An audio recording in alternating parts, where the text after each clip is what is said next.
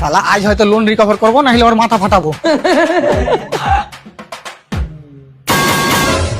Hello sir, আমি blouse loan department থেকে MRO বলছি। আপনি আমাদের কোম্পানি থেকে লোনের টাকা নিয়েছিলেন। এমন করে বলছিস তুমি যে কারে লেছি বে, তোরাই তো দিয়েছিস বে। সেটা তো আমরা জানি যে তুমি কেটে লাওনি, কিন্তু মানুষ তো টাকা ফেরত দেয় নাকি? না আমি মানুষ লাই তো। নাটক খুব হলো, দে লোনের টাকা দে। না এটা সম্ভব নয়।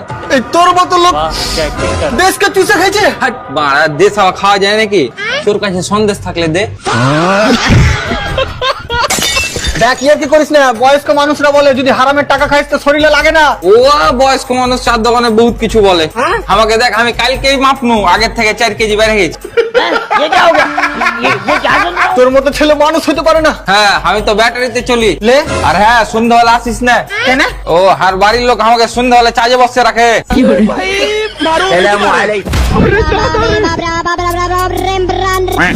আবে লাবড়া স্যার, তার কাছে টাকা তুলতে পাঠাচ্ছিস আবে?